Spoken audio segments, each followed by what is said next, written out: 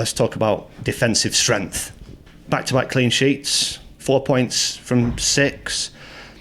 It feels like it's been a bit cyclical this season. There's been periods where defensively it's been very solid. There's been times where it's been, we'll score more goals than you will, and sometimes you've come out on the right side and sometimes on the wrong side. Have you reached a point in the last couple of weeks where you've got a base to build on with those couple of clean sheets? You'd always think you've got a base. You'd always think you're going in the right direction. Bounce of a ball, I've been saying it. Well, it feels like forever. But it's the bounce of a ball. You need the bounce of a ball just to go for it. And in order to get that, you've got to work hard. You've got to try and keep the opposition's chances down to a minimum by not allowing them space to operate in midfield or their attacking areas. You've got to get tight to them. You've got to make it uncomfortable for them. And I think over the last 2 games we have done that. Possibly at the expense of us going forward, which is always a worry for me, because you've seen my teams play.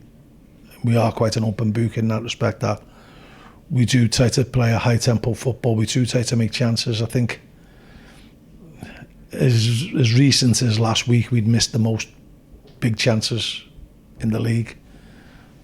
Our expected goals are generally good. So it's getting that balance. But it's always, it does always, don't just get carried away with a clean sheet. You'd always need that bounce of the ball to go for it. The back four, specifically, that's been playing regularly recently, of Shipley, Gubbins, Hills, O'Brien, how much have they thrown down a gauntlet to players who have not been available or have not been able to get in the team? And how much has their level gone up as a result of playing, and in some cases having to play, game after game after game? I think the level has gone up. It helps, this is no disrespect to Aaron Pickles, because Aaron Pickles is going to be a fantastic player. And whenever he's been called upon, he's done really well. But the added pressure of Jay Rich, Bagaloo breathing down your neck, wanting your shirt, as well as Aaron as well. Or as the young Liverpool lads say, as well. If you've got that, it's got to make them play better, because otherwise they're not going to play. So we need strength and competition all over the place, all over the field. Every time we seem to be getting that in the attacking areas, we lose a player. So I think we are defending better because there is a little bit more pressure on them as well, but also they're getting to know each other as well. And as you say, the more they play with each other, the better understanding they get of what they can do. There's still areas we need to improve on, and we dissect every game, every video. I spend a lot of time watching us back, and the lads, Jimmy and John, tend to watch the opposition a little bit more. And between us, we come up with a plan to get us better against each individual challenge that we have to face, which are all going to be different. Playing against Grimsby is totally different than playing against MK Dons, which would be totally different against playing against Wimbledon, although you might say there's not much difference between them two. And that's the beauty of football. That's why we love it. That's why we love doing our job, that we have to analyse things and we have to come up with plans. That they don't always work, but it's better to have a plan than not have a plan. And as my old friends in Ireland used to say, you can't beat a man with a plan. I wanted to ask you about a defender that's not been playing, Kelvin Mellor, who regularly has been among your substitutes. I believe he's been really important in helping players settle in, sharing a room with Radek Vitek on his first away trip. How much do characters like that have a part to play, even if they must be frustrated as heck that they're not playing? I know he's frustrated that he's not playing, that's for sure. And he's been unlucky, really, that Colin has grabbed that chair with both hands, and is fighting tooth and nail to keep it. But he is great. His experience is very, very good. He's a calming influence in the dressing room as well. And we'd have no hesitation if he has to be called upon to play. And he just needs to keep ticking over, and if his chance comes, I'm sure he'll grab it. Other end of the pitch then, we got a look at Jake Bickerstaff in the last game after that deal had gone through relatively short notice before that game. Is it a kind of parallel of what we're talking about with those defensive players getting a run of games, getting lots of opportunities, getting to know the people around them? Is that the same for him? Do you expect him to improve the more you see of him? I think so. I've just been through his clips with him now, and he felt the game passed him by a little bit. He said it went in a blink. But, there's still areas, little cameos that we know that we can use. He can get hold of the ball. He's clever. He makes good runs. And the more he gets to, just for he's only trained once for us when he's had to start a game. Now, you have to play with Jack Nolan for a bit to realise what he's going to do, because he's quite consistent in what he does, Jack.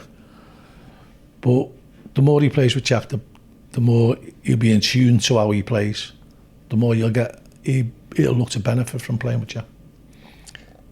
Does another forward option increase your options when you've got players who are flexible? I know Joe Pritchard wasn't well enough to start the game at the weekend, but you can release Josh Woods from playing centre forward into a wide area potentially. Can one piece in the jigsaw allow you to shuffle a few bits around? Well, I think we have got players who are flexible. We've got players to come back who are flexible, like Sean Borley, Sean McComb, Coley. So, yeah, I mean, Josh can play in a number of positions, and I know he'll give us all whatever he plays. Where are you on those medium-ish term injury absentees? You mentioned 3 of them there. I'm hoping they're not too far away, certainly within the next couple of weeks. But you're always governed by time.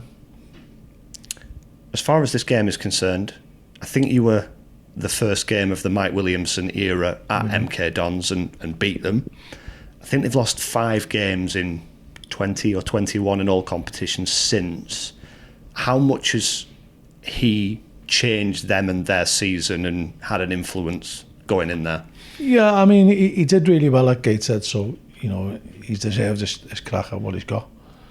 And he wasn't going to change it overnight against us, first game in. And I did say afterwards, after the game, actually, the way you want to play at Milton Keynes, and the reason why he's there is because he got his Gateshead team playing that way. And that's sort of like the blueprint for MK Dons, the way they want to play. If you want to play that in your first game with little preparation, probably the last place you want to come to is the Wham Stadium. And so he was unfortunate that he just look at the draw that he got us. He'll be better prepared to play against us this time, and we've got to be better prepared to play against him on his team. And I'm sure that'll be the case for both parties. They're in that playoff situation, 6th place. I've seen a bit of talk about lots of teams chasing 7th. Is there any reason why you can't chase teams higher than that and catch them? If you chase 3rd, you've got a better chance of getting 7. Then if you chase 7, you've got a good chance of not getting 7.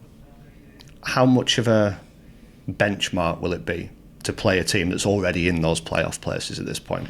I think every game's a benchmark now. Every game between now and the end of the season, the pressure just ramps up on you. And if you want that pressure, you've got to win games. If you don't want the pressure, don't win games and scramble over line to stay up. We don't want that. We want to be fighting for every point, so that when, as I alluded to last week, when April Fool's Day comes around, you're in the thick of it rather than on the outside looking in. And I know you've talked about the 2 clean sheets and 4 points from 6. If you've talked about the 2 clean sheets. I asked you about them. We've discussed it. Yes. If you can sort of extrapolate that out to the end of the season. Wonderful word. And take 2 points a game, mid-70s of points, would that be enough? Can we stop now? Oh, done, yeah. If is a big word. I'll accept that, yeah. Obviously, you'd accept that. When you go into any season, the longer you can stay on 2 points a game, the more chance you've got of being successful. A pleasing thing for me would to keep a positive goal difference, because that gives you half a chance.